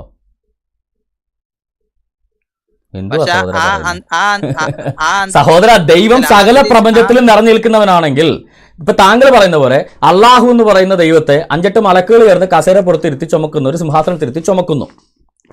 അപ്പൊ താങ്കൾ എടുക്കുക അള്ളാഹു ഉണ്ട്, 2 അള്ളാഹു ഉണ്ടാണ്. ഒരള്ളാഹു മുകളിലിരിക്കുന്നു, ഒരള്ളാഹു താഴെ നിൽക്കുന്നു. ഇതുകൊണ്ടാണ് മുഹമ്മദ് പറഞ്ഞത് അവൻ ആകാശത്ത് വെള്ളം ഒഴിക്കുന്നു, ഞാൻ മുള പൊട്ടിക്കുന്നു എന്ന് പറഞ്ഞത്. അതുകൊണ്ടാണ് ഒരാൾ മുകളിലുണ്ടെങ്കിൽ ഒരാൾ താഴെ ഉണ്ടെന്നുള്ള കോൺസെപ്റ്റ് ഒക്കെ നിങ്ങൾക്ക്. ഞങ്ങളെ സംബന്ധിച്ചിടത്തോളം ദൈവം എന്ന് പറയുന്നത് സകല പ്രപഞ്ചത്തിൽ നിറഞ്ഞു നിൽക്കത്തക്ക വലിപ്പമുള്ളവനാണ്. അവൻ ആകാശങ്ങളും ഭൂമിയും നിറഞ്ഞു നിൽക്കുന്ന സർവശക്തനായ ദൈവമാണ്. അതുകൊണ്ട് അമേരിക്കയിൽ ചെന്നാലും അവിടെയും ദൈവമുണ്ട്, അതേ ദൈവത്തെ തന്നെ ഇന്ത്യയിൽ ചെന്നാലും ഇവിടെയും ദൈവമുണ്ട്, അതേ ദൈവം തന്നെ, വേറെ ദൈവമല്ല. അതുകൊണ്ടാണ് ദൈവം പറഞ്ഞത് ഞാൻ സമീപസ്ഥനായ ദൈവം മാത്രമോ, ഞാൻ ദൂരസ്ഥനായ ദൈവമല്ലയോ. ഈ ഭൂമിയിൽ ഇവിടെ ഏത് ദൈവത്തിന്റെ സന്നിധിയിലാണോ നിൽക്കുന്നത് അതേ ദൈവത്തിന്റെ സാന്നിധ്യം പ്രപഞ്ചത്തിനൊരു കോണുണ്ടെങ്കിൽ, ഒരു എൻഡ് ഉണ്ടെങ്കിൽ, തിയറിറ്റിക്കലായിട്ട് സ്പേസിനൊരു എൻഡ് ഉണ്ടെങ്കിൽ, ഗാലക്സിക്ക് ഒരു എൻഡ് ഉണ്ടെങ്കിൽ, ആ എൻഡ് പോയിന്റിൽ ചെന്ന് നിന്നാലും അതേ ദൈവത്തിന്റെ സന്നിധി തന്നെ നിൽക്കുന്നത്. അത്രത്തോളം മാഗ്നിറ്റ്യൂഡാണ് ക്രൈസ്തവരുടെ ബൈബിൾ പഠിപ്പിക്കുന്ന പ്രപഞ്ച സൃഷ്ടാവായ ഏകദൈവം. അല്ലാതെ ഏതെങ്കിലും ഒരു സ്ഥലത്ത് മലക്കുകളെല്ലാം കൂടെ ചുമന്നുകൊണ്ട് നിൽക്കുന്ന കസേരപ്പുറത്തിരിക്കുന്ന ഒരു ദൈവമല്ല. ദൈവം അങ്ങനെ പ്രത്യക്ഷമായിരിക്കാറുണ്ട്, ഇല്ലെന്നാരും പറയുന്നില്ല. പക്ഷേ ദൈവത്തിന്റെ യഥാർത്ഥ എൻറ്റൈറ്റിയെക്കുറിച്ച് ബൈബിൾ പറയുന്നത് സകല പ്രപഞ്ചത്തിലും നിറഞ്ഞു നിൽക്കുന്ന അക്ഷയനും അദൃശ്യനുമായ ഏകദൈവമാണ്. അങ്ങനെ നിൽക്കുന്ന ദൈവത്തെ അതേ ഒരേ സമയം ദൈവത്തിന് മനുഷ്യനായിട്ട് ഇറങ്ങി വന്നു എന്നാണ് നിങ്ങൾ ഉദ്ദേശിക്കുന്നത്? അങ്ങനെയാണ് ബൈബിളിൽ പറയുന്നത്. അതിനെ കുറിച്ച് നിങ്ങൾക്ക് പഠിക്കണം. താങ്കൾ പഠിച്ചോളൂ. ഇനി താങ്കൾ പഠിച്ച കാര്യത്തെ കുറിച്ച് ഞാൻ അങ്ങോട്ട് ചോദിക്കട്ടെ. ഈ അബ്രഹാമിന്റെയും ഇസ്ഹാക്കിന്റെയും യാക്കോബിന്റെയും ദൈവത്തെ വിട്ടിട്ട് ഈ ഖുറൈശികളുടെ ദേവന്മാരിൽ ഒരാളുടെ പുറകെ താങ്കൾ എന്തുകൊണ്ടാണ് ഖുറൈശി ദേവന്മാരിൽ ഒരാളെ ഏകദൈവമെന്നും സൃഷ്ടാവെന്നും വിളിക്കുന്നത്? എന്തുകൊണ്ടാണ് അങ്ങനെ മുഹമ്മദ് നബി അങ്ങനെ പഠിപ്പിച്ചോ? അല്ല, താങ്കൾ ഈ മുഹമ്മദിന്റെ രക്ഷിതാവ് ഖുറൈശികൾ ആരാധിച്ചിരുന്ന ബഹുദൈവ മതത്തിലെ ഖുറൈശികൾ ആരാധിച്ചിരുന്ന ദേവന്മാരിൽ ഒരാളാണോ മുഹമ്മദിന്റെ രക്ഷിതാവ്? മുഹമ്മദിന്റെ രക്ഷിതാവായ അള്ളാഹു ഖുറൈശികൾ ആരാധിച്ചിരുന്ന ബഹുദൈവങ്ങളിൽ ഒരാളാണോ? ഞങ്ങൾ മനസ്സിലാക്കിയിട്ട് ആദം മുതൽക്ക് മനുഷ്യര് തുടങ്ങിയ മുതൽക്ക് ഇവിടെ ദൈവത്തിന്റെ സങ്കല്പമുണ്ട്. അപ്പൊ അങ്ങനെ ഒരുപാട് സങ്കല്പങ്ങൾ പലതും കയറി വന്നാണ്ട് ഖുറൈശികളുടെ അടിയിൽ ദൈവ അള്ളാന്റെ ഇതില്ലാതെ കൂലല്ലോ, എന്തായാലും ഉണ്ടാവുമല്ലോ. തെറ്റായ ധാരണ. ഖുറൈശികൾക്ക് കുറെ ദൈവങ്ങളുണ്ട്. അവർക്ക് ഹുബാലുണ്ട്, അരയുണ്ട്, മൽമഖയുണ്ട്, ദുഷാരയുണ്ട്, അള്ളാഹുണ്ട്. അള്ളാഹുവിന് പെൺമക്കളുണ്ടെങ്കിൽ ഹുബാലിന് ഭാര്യമാരുണ്ട്. അപ്പൊ എന്റെ ചോദ്യം, നിങ്ങൾ സത്യേക ദൈവമായ അബ്രഹാമിന്റെ, ഇസ്ഹാക്കിന്റെ, യാക്കോബിന്റെയും ദൈവത്തെ, അതൊക്കെ അവരുടെ തെറ്റായ ധാരണ സഹോദര, അവരുടെ തെറ്റായ ധാരണ ആണോ അല്ലെന്നല്ല ഞാൻ ചോദിച്ചത്. ഈ മുഹമ്മദ് ജനിക്കുന്നതിന് മുന്നേ മക്കയിലും മദീനയിലെ അവസ്ഥ എന്താ? അവിടെ യഹൂദന്മാരുണ്ടോ? മുഹമ്മദ് ജനിക്കുന്നതിന് മുന്നേ മദീനയിൽ യഹൂദന്മാരുണ്ടോ? അവരുണ്ട്. യഹൂദന്മാർ ആരാധിച്ചിരുന്ന ദൈവം മുഹമ്മദ് ജനിക്കുന്നതിനുള്ള വേദങ്ങൾ ഏതൊക്കെയാ? മുഹമ്മദിന് മുമ്പുള്ള വേദങ്ങൾ ആകെ ഞാൻ പഠിച്ചിട്ടുള്ള 3 വേദങ്ങളേ ഉള്ളൂ. ഒന്ന് സബൂർ ഉണ്ട്, ഒന്ന് ഇഞ്ചീലുണ്ട്, ഒന്ന് ഇഞ്ചീലും സബൂറും പിന്നെ തൗറാത്ത്. ഈ തോറ ഈ യഹൂദന്മാർ ആരാധിച്ചിരുന്ന ദൈവം ആരാ? ഞങ്ങള് മനസ്സിലാക്കിയിട്ടുള്ളത് അള്ളാഹ് തന്നെ. നിങ്ങൾ മനസ്സിലാക്കിയാരല്ല, യഹൂദന്മാർ ആരാധിച്ചുള്ള ദൈവം ആരാണെന്ന് കൃത്യമായ രേഖ ഏതാ ഉള്ളത്? തൗറാത്തിനകത്തുള്ള ദൈവം ആരാ? തൗറാത്തിനകത്ത് ദൈവം ആരാണെന്നാ പറയുന്നത്? അങ്ങനെ എനിക്കറിയില്ല വ്യക്തമായിട്ട്. തൗറാത്തിനകത്തെ 4-ാമത്തെ പുസ്തകം 6-ാം അധ്യായം 4-ാം വാക്യം എടുത്ത് വായിച്ചു വെക്കുക. ഇസ്രായേലെ കേൾക്കുക, ഷെമാ ഇസ്രായേലു, ഇസ്രായേലെ കേൾക്കുക, യാഹുവേ എലോഹീനു, യാഹുവേ നമ്മുടെ ദൈവം, നിങ്ങളുടെ ദൈവമാകുന്നു, യാഹുവേ എഹാദ്, യാഹുവേ ഏകൻ തന്നെ. ഓക്കെ. പുറപ്പാട് പുസ്തകം, തൗറാത്തിലെ 2-ാം പുസ്തകം 20-ാം അധ്യായം 5-ാം വാക്യം, അനോക്കി യാഹുവേ എലോഹേക്ക, ഞാൻ നിങ്ങളുടെ ദൈവമായ യഹോവയാകുന്നു, യാഹുവയാകുന്നു. ഈ യഹൂദന്മാർ ആരാധിച്ചിരുന്ന യാഹുവേ എന്ന സത്യ ഏക ദൈവത്തെ യഹൂദന്മാർ ആരാധിക്കുമ്പോൾ ഖുറൈശികൾ ആരാധിച്ചിരുന്ന ബഹുദൈവ മതത്തിലെ ദേവന്മാർ ആരൊക്കെയാ? ഈ മുഹമ്മദ് ജനിക്കുന്നതിന് മുന്നേ ഖുറൈശി ബഹുദൈവ മതത്തിലെ ദേവന്മാർ ആരൊക്കെയാ? ഒരുപാടുണ്ട്, ഞാൻ കേട്ടിട്ടുള്ള. അള്ളാഹു ലാത്ത മനാത്തല്ല, അള്ളാഹു ഖുറൈശികളുടെ ബഹുദൈവ മതത്തിലെ ദേവനായിരുന്നു മുഹമ്മദ് ജനിക്കുന്നതിന് മുന്നേ.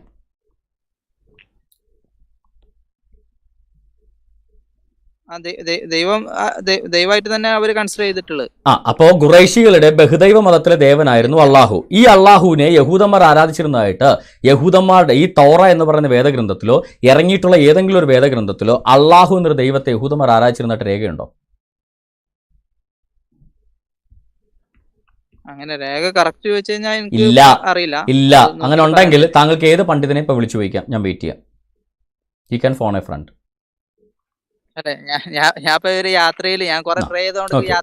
അപ്പോ ഇതുവരെ ഒരു പ്രവാചകന്റെ രേഖയിലും അള്ളാഹ് എന്നൊരു ദൈവത്തെ കുറിച്ചില്ല. ഇനി രണ്ടാമത്തെ കാര്യം, മുഹമ്മദ് അള്ളാഹുവിന് പെൺമക്കളില്ല എന്ന് പറഞ്ഞപ്പോൾ ഖുറൈശികളും മുഹമ്മദ് തമ്മിൽ അടിയുണ്ടായി, ശരിയാണോ? അങ്ങനെ കറക്റ്റ് ആയിട്ട് എനിക്ക് അറിയില്ല. അള്ളാഹു ഏകദൈവമാണെന്ന് പറഞ്ഞപ്പോ ഖുറൈശികൾ മുഹമ്മദിന് മന്ത്രവാദിയായൊരു കള്ളനായൊരു ജാലവിദ്യക്കാരനെന്ന് വിളിച്ചു, ശരിയാണോ? സംശയമുണ്ട്, സൂറത്ത് സാധു വായിച്ചാൽ മതി. അങ്ങനെ കേട്ടിട്ടുണ്ട്. ഓക്കെ. യഹൂദന്മാര് യാഹുവേ എലോഹീനു, യാഹുവേ എഹാദ് എന്ന് വിളിച്ചു പറഞ്ഞിട്ട് ഏതെങ്കിലും ഖുറൈശികളും യഹൂദന്മാരുമായിട്ട് യുദ്ധം ഉണ്ടായോ ദൈവത്തിന്റെ പേരിൽ? എങ്ങനെ? അതായത് യഹൂദന്മാരും മദീനയില് യഹൂദന്മാരും മുശ്രിക്കുകളും എല്ലാം ഒരുമിച്ച് മദീനയിൽ താമസിക്കുന്ന കാലമാണ് ഈ മുഹമ്മദിന്റെ കാലഘട്ടം, മുഹമ്മദ് ജനിക്കുന്നതിന് മുന്നുള്ള കാലഘട്ടം. ഓക്കെ. ഈ യഹൂദന്മാര് ഷെമാ ഇസ്രായേലു, യാഹുവേ എലോഹീനു, യാഹുവേ എഹാദ് എന്ന തോറയിലെ 4-ാമത്തെ ഗ്രന്ഥത്തിലെ 6-ാമത്തെ അധ്യായത്തിലെ 4-ാമത്തെ വാക്യം അവര് അകത്തു വരുമ്പോഴും പുറത്തു പോകുമ്പോഴും കുഞ്ഞു ജനിക്കുമ്പോൾ ആദ്യമായിട്ട് ചെവിയിൽ ഓതുന്നത് എല്ലാം ഈ വാക്യമാണ്. യഹോവ നമ്മുടെ ദൈവമാണ്, യഹോവ ഏകൻ തന്നെ. ഈ യാഹുവേ എഹാദ് എന്ന് അവർ അത്ര കാലം പറഞ്ഞിട്ട്, അതായത് യാഹുവേ അഹദ് എന്നാണ് അതിൻ്റെ അറബി. യാഹുവേ എഹാദിൻ്റെ അറബിയാണ് യാഹുവേ അഹദ്. ഈ യാഹുവേ അഹദ് എന്ന് ഈ യഹൂദന്മാർ എത്ര കാലം പറഞ്ഞിട്ടും അറബികളുമായിട്ട്, ഈ അള്ളാഹുവിന് പെൺമക്കളുണ്ടെന്നും അള്ളാഹുവിന് പങ്കാളികളുണ്ടെന്നും വിശ്വസിക്കുന്ന മുശ്രിക്കുകളുമായിട്ട് യഹൂദന്മാർക്ക് എന്തെങ്കിലും തരത്തിലുള്ള പ്രശ്നം ഉണ്ടായിരുന്നോ? ഇല്ല. അള്ളാഹു അഹദ് എന്ന് പറഞ്ഞപ്പോൾ ഇവൻ കള്ളനായ ജാലവിദ്യക്കാരനാണ് എന്ന് പറയുകയും അവർ തമ്മിൽ അടി ഉണ്ടാകുകയും ചെയ്തു. ഈ മുഹമ്മദ് 13 വർഷക്കാലം മക്കയിൽ അടി വാങ്ങിച്ചു എന്ന് പറയുന്നത് എന്ത് കാരണം കൊണ്ടാ? അള്ളാഹു ഏകനാണെന്ന് പറഞ്ഞുകൊണ്ടാണ് ഈ അടി മുഴുവൻ വാങ്ങിച്ചത്. ലാത്ത മനാത്ത ഉസ എന്ന് പെൺമക്കളല്ല എന്ന് പറഞ്ഞുകൊണ്ടാണ് ഈ മുശ്രിക്കുകളായിട്ട് അടിയുണ്ടായത്. അല്ലാതെ മുഹമ്മദ് പോയി അവരാരെങ്കിലും ആക്രമിച്ചിട്ടല്ലല്ലോ. നിങ്ങൾ ഈ പറയുന്ന മക്കയിൽ വെച്ചിട്ട് ഹിജറക്ക് ശേഷം മുഹമ്മദ് അടിയുണ്ടാക്കി. പക്ഷെ അതിന് മുന്നേ മുഹമ്മദ് അടി മുഴുവൻ വാങ്ങിച്ചു കൂട്ടിയത് ഈ അള്ളാഹു ഏകനാണെന്നും അള്ളാഹുവിന് പങ്കാളികളില്ലെന്നും. അപ്പോ സഹോദര, ഞാൻ ചോദിക്കുന്നത് അതല്ല, അതാണ് ഞാൻ പറയുന്ന പോയിന്റ് അതാണ്. യാഹുവേ ഏകനാണെന്ന് പറഞ്ഞിട്ട്, യാഹുവേ അഹദ എന്ന് പറഞ്ഞിട്ട് മുശ്രിക്കുകൾക്ക് ഒരു പ്രശ്നവും ഇല്ല. അള്ളാഹു അഹദ് അല്ല എന്ന് മുശ്രിക്കുകൾ പറയുന്നത് കൊണ്ട് യഹൂദന്മാർക്കും പ്രശ്നമില്ല. എന്തുകൊണ്ടാ?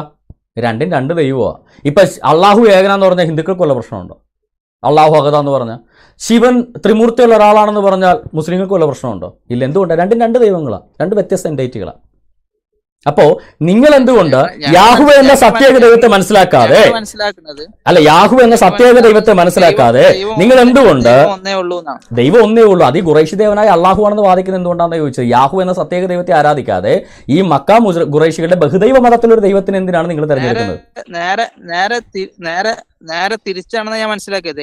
അള്ളാഹ് എന്ന് പറയുന്നത് ഏകദൈവമാണ്. പക്ഷെ മുശ്രിക്കൾക്ക് ഇടയിൽ ഒരുപാട് തെറ്റിദ്ധാരണകൾ ഉണ്ടായിരുന്നു. സഹോദര, അതല്ല, നേരെ തിരിച്ചല്ല. താങ്കൾ ഇപ്പൊ അള്ളാഹ് ഏകദൈവമാണെന്ന് ആദ്യമായിട്ട് പറഞ്ഞ ഏത് വർഷമാണ്? അള്ളാഹ് ഏകദൈവമാണെന്ന് ആദ്യമായിട്ട് ഒരാൾ പറഞ്ഞത് എപ്പോഴാണ്? മുഹമ്മദാ പറഞ്ഞത്, വേറൊരാളും പറഞ്ഞിട്ടില്ല സഹോദര. ഉണ്ട്, രേഖ കാണിക്കുക നിങ്ങൾ, ഏതെങ്കിലും ഒരു ഡോക്യുമെന്റ്.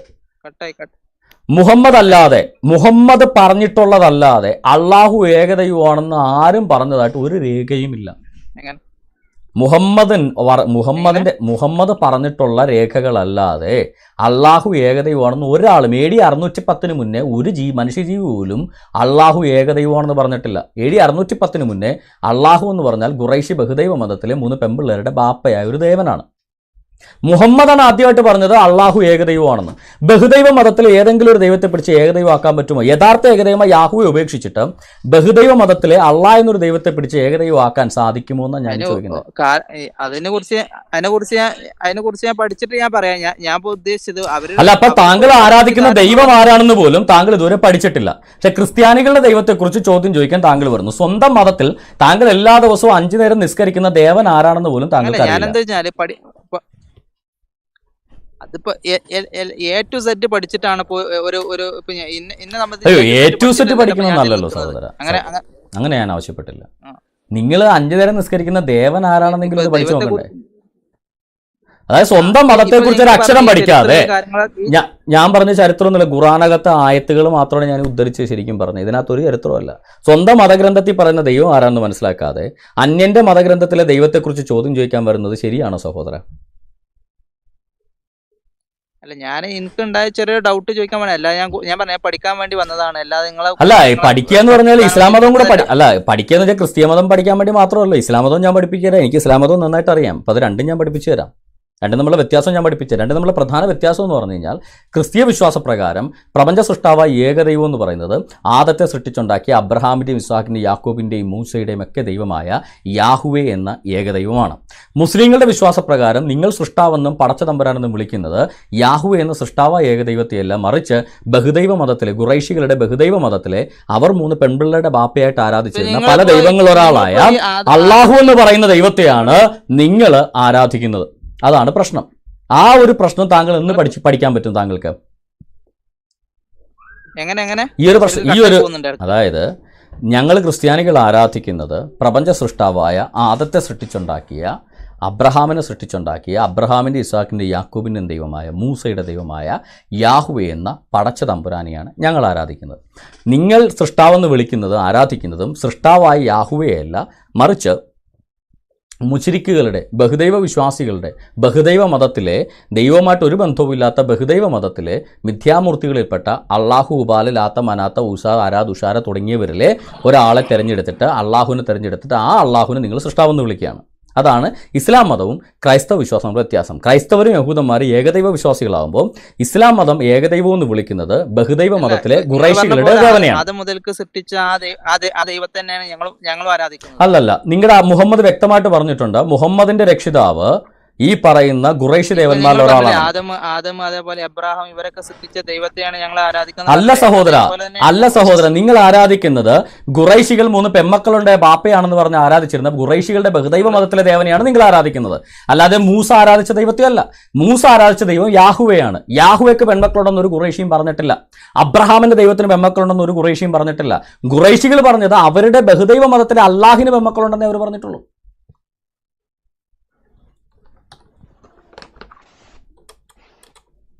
താങ്കൾക്ക് മനസ്സിലായോ? ഖുറൈശികൾ ഒരിക്കലും യാഹുവയ്ക്ക് പെമ്മക്കളുണ്ടെന്ന് ഖുറൈശികൾ പറഞ്ഞിട്ടില്ല. ഖുറൈശികൾ പറഞ്ഞത് ഖുറൈശികളുടെ ബഹുദൈവ മതത്തിലെ അള്ളാഹിന് പെമ്മക്കളുണ്ടെന്ന് മാത്രമേ ഖുറൈശികൾ പറഞ്ഞിട്ടുള്ളൂ. സഹോദര, താങ്കൾക്ക് കേൾക്കാമോ? താങ്കൾ റേഞ്ചുള്ള ഏതെങ്കിലും സ്ഥലത്തേക്ക് മാറി നിന്നിട്ട് വിളിക്കുക. ഇവിടെ അല്ലെങ്കിൽ മറ്റ് ഓഡിയൻസ് ഉണ്ട്, അറ്റ്ലീസ്റ്റ് അവരെങ്കിലും പറയട്ടെ. ഒന്നുകിൽ താങ്കൾ റേഞ്ചുള്ള ഏതെങ്കിലും സ്ഥലത്തേക്ക് മാറി നിൽക്കുക, അല്ലെ മറ്റുള്ള ഞാൻ ഒരു വേറെ കാര്യം കൂടി ചോദിച്ചിട്ട് അവസാനിപ്പിക്കാണ്. ഇപ്പൊ നിങ്ങൾ ഹലാൽ എന്ന് പറഞ്ഞാൽ വലിയൊരു ഇതാക്കി മാറ്റുന്നുണ്ടല്ലോ. ഓക്കെ. അപ്പൊ ഞാൻ പറഞ്ഞത് ഇപ്പൊ ഹലാല് കഴിക്കുന്നവര് കഴിച്ചാൽ പോരെ, നിങ്ങൾ എന്തിനാ പ്രശ്നങ്ങൾ ഉണ്ടാക്കി? സഹോദര, ഹലാല് കഴിക്കുന്നവർ കഴിച്ചാൽ മതി. മുസ്ലിങ്ങൾ ഇപ്പൊ താങ്കൾ അബ്ദുള്ള എന്ന് പറയുന്ന ഇസ്ലാം സഹോദരൻ ഹലാൽ ഭക്ഷണം കഴിക്കുന്നതിന് ഞങ്ങൾക്ക് ഒരു പരാതിയില്ല. ഞങ്ങൾ എപ്പോഴെങ്കിലും പറഞ്ഞിട്ടുണ്ടോ നിങ്ങൾ മുസ്ലിങ്ങൾ ഹലാൽ കഴിക്കരുതെന്ന്? ഞങ്ങളാരും പറഞ്ഞിട്ടില്ല.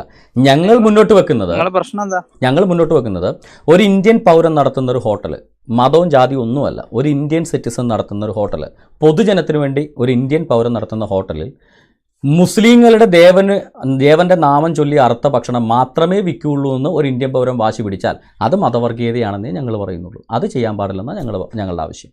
അങ്ങനെ ചെയ്യുന്ന ഹോട്ടലുകളെ, മതവർഗീയ ഹോട്ടലുകളെ ഞങ്ങൾ ബഹിഷ്കരിക്കുന്നതേ പറയുന്നുള്ളൂ, അല്ലാതെ മുസ്ലിങ്ങളെ ഹലാൽ കഴിക്കുന്നത് ഞങ്ങൾ പറയാറില്ല. ഞാൻ മനസ്സിലാക്കി ഇപ്പൊ ഇന്ത്യയിൽ നടത്തുന്ന ഒരു ഹോട്ടൽ എന്ന് പറഞ്ഞു കഴിഞ്ഞാൽ അത് ഗവൺമെന്റിന്റെ ഹോട്ടലല്ലോ. ഇപ്പൊ ഞാൻ നടത്തുന്നത് എന്റെ പ്രൈവറ്റ് ഹോട്ടലല്ലേ? അതായത് ഒരു ഇന്ത്യൻ പൗരൻ, താങ്കളെ ഏത് മതസ്ഥം നടത്തുന്നില്ല, ഇന്ത്യ മതേതര രാജ്യമാണ്.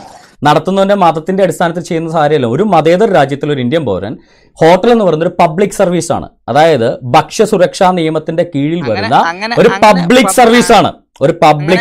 അതായത് പബ്ലിക് ഹോട്ടലാണ് ഗവൺമെന്റ് നടത്തുന്ന ഹോട്ടൽ അല്ലല്ല. അബ്സല്യൂട്ട്ലി അല്ല. പബ്ലിക് കമ്മ്യൂണിറ്റി നടത്തുന്ന താങ്കൾക്ക് അറിയാത്തതുകൊണ്ടാണ്. ഒരു പബ്ലിക് കമ്മ്യൂണിറ്റിയാണ് ഒരു ഹോട്ടൽ നടത്തുന്ന ആൾ. ഒരു ഹോട്ടൽ നടത്തുന്നതിന് താങ്കൾക്ക് ഒരു സ്വകാര്യ സ്ഥിതി തുറന്നതിന് എന്തിനാണ് താങ്കൾ ഗവൺമെന്റ് ലൈസൻസ് വാങ്ങിക്കുന്നത്? ഹോട്ടൽ നടത്തുന്നതിന് തദ്ദേശ സ്വയംഭരണ സ്ഥാപനത്തിൽ നിന്ന് താങ്കൾ ലൈസൻസ് വാങ്ങിക്കണം. താങ്കളുടെ സ്വകാര്യ സ്വത്തല്ല ഹോട്ടൽ. പബ്ലിക് സർവീസ് നടത്താനുള്ള അനുമതിയാണ് താങ്കൾക്ക് തരുന്നത്. ഇപ്പൊ ഇന്ത്യയിലെ ഒരു നിയമം അനുസരിച്ച് ഇപ്പൊ എനിക്ക് ഒരു പ്രൈവറ്റ് ആയിട്ട് ഇപ്പൊ ഒരു ഹോട്ടൽ തുടങ്ങണമെന്നുണ്ടെങ്കിൽ അതിന് കുറെ നിയമങ്ങളില്ലേ? അതനുസരിച്ചല്ലേ എനിക്ക് തുടങ്ങാൻ പറ്റുള്ളൂ. അല്ല, ഈ നടത്തുന്നത് പൊതുജനത്തിനുള്ള ഹോട്ടലാണോ അപ്പൊ നിങ്ങൾ ഹലാൽ ഭക്ഷണം വിളമ്പുന്നത്, അതോ മുസ്ലിങ്ങൾക്ക് വേണ്ടി മാത്രമുള്ള ഹോട്ടലാണോ? ഞങ്ങളെ വിശ്വാസപ്രകാരം മറ്റുള്ളവർക്ക് ഞങ്ങൾ നടത്തുന്നത് ഹോട്ടൽ എന്ന് പറഞ്ഞാലും എന്താ പറയാ, ഞങ്ങളെ സംബന്ധിച്ച് പ്രശ്നമില്ല. നിങ്ങളെ സംബന്ധിച്ച് പ്രശ്നമുണ്ടെന്നുള്ളതല്ല. നിങ്ങൾ ഹോട്ടൽ നടത്തുന്നത് പൊതുജനത്തിന് ഭക്ഷണം കഴിക്കാനാണോ അതോ ഇസ്ലാം മത വിശ്വാസികൾക്ക് മാത്രം ഭക്ഷണം കഴിക്കാനാണോ? അത് മാത്രം പറ. അതായത് ഞങ്ങൾ ഇസ്ലാമികമായിട്ട് എന്താ വെച്ചാൽ എല്ലാ കാര്യത്തിലും അതിന്റെ ഓരോ ചിട്ടകളുണ്ട്. സഹോദര, നിങ്ങളുടെ ചിട്ടവട്ടകൾ നിങ്ങളുടെ മതത്തിൽ വിശ്വസിക്കുന്നവർക്ക്, ഞങ്ങളെ സംബന്ധിച്ച് അതൊന്നും ഞങ്ങൾക്ക് ബാധകമല്ല. ഞങ്ങൾ ചോദിക്കുന്ന ചോദ്യം, നിങ്ങൾ ഇസ്ലാം മതക്കാർക്ക് വേണ്ടി മാത്രം നടത്തുന്ന ഹോട്ടലാണോ അതോ പൊതുജനത്തിന് ഭക്ഷണം കഴിക്കാനുള്ള ഹോട്ടലാണോ എന്ന് ഞങ്ങൾ ചോദിച്ചുള്ളൂ.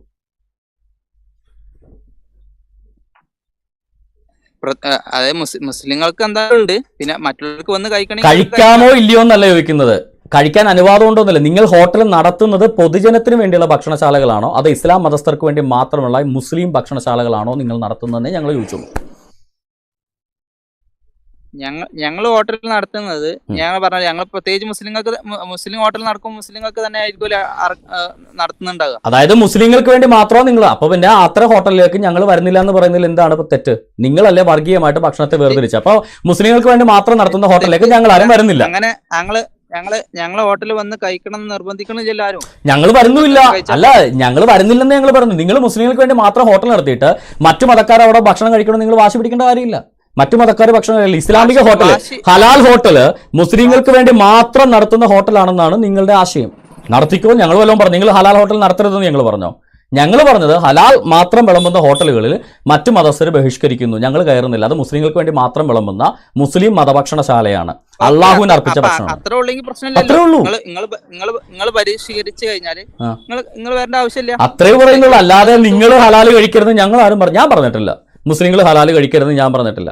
ഹലാൽ ഭക്ഷണം വിളമ്പരുതെന്ന് ഞാൻ പറഞ്ഞിട്ടില്ല. ഞങ്ങൾ പറയുന്നത് ഒരു ക്രിസ്ത്യാനിയുടെയും ഹിന്ദുവിന്റെയും ഭക്ഷണം കഴിക്കാനുള്ള അവകാശത്തെ ധ്വംസിക്കുന്ന ഇസ്ലാമിന്റെ ദൈവത്തിന് അർത്ഥ ഭക്ഷണം മാത്രം, അള്ളാഹയുടെ നാമത്തിൽ അർത്ഥത് മാത്രമേ ഈ സ്ഥാപനത്തെ ഞങ്ങൾ വിളമ്പൂ എന്ന് പറഞ്ഞാൽ അത് മതഭക്ഷണശാലയാണ്, അല്ലാതെ പൊതു ഭക്ഷണശാലയല്ല. അത് ഇസ്ലാമിക വർഗീയ ഹോട്ടലാണ്, മത ഹോട്ടലാണത്. അല്ലാതെ അതൊരിക്കലും അത് ശരിയത്ത് ഹോട്ടല, മത ഹോട്ടല. അത് ക്രിസ്ത്യാനികൾക്കോ ഹിന്ദുക്കൾക്കോ പൊതുജനത്തിനോ മതേതര ജനങ്ങൾക്കോ അപ്രോച്ച് ചെയ്യാൻ പറ്റുന്ന ഹോട്ടലല്ല.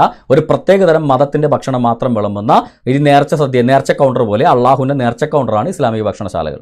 അപ്പൊ ഹലാൽ ബോർഡ് കണ്ടാൽ നിങ്ങൾ മനസ്സിലാക്കേണ്ടത് ശുദ്ധമായ ഭക്ഷണമൊന്നല്ല, ഇസ്ലാമിക മതഭക്ഷണമാണ്. അങ്ങനെ പ്രശ്നമുള്ളവർ വന്ന് കഴിക്കണ്ട. അതായത് മതേതര ജനങ്ങൾ ഇസ്ലാമിക മതഭക്ഷണം കഴിക്കില്ല എന്നൊരു തീരുമാനമെടുത്താൽ അന്ന് തീരും ഇവരുടെ ഹലാൽ ഗിമ്മിക്കുകളൊക്കെ. അത്രേ ഉള്ളൂ. അല്ലാതെ ഞങ്ങളാരും നിങ്ങൾ ഹലാൽ ഭക്ഷണം കഴിക്കരുതെന്ന് ഞങ്ങളാരും വാശി പിടിച്ചിട്ടില്ല.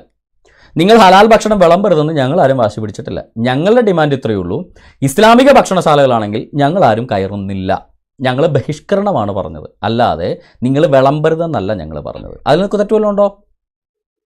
നിങ്ങൾ ഇസ്ലാമിക ഭക്ഷണം മാത്രമേ വിളമ്പുള്ളൂ എന്ന് വാശി പിടിച്ചാൽ ഇസ്ലാമിക ഭക്ഷണം വേണ്ടാന്ന് പറയാനുള്ള അവകാശം ഞങ്ങൾക്കും ഇല്ലേ?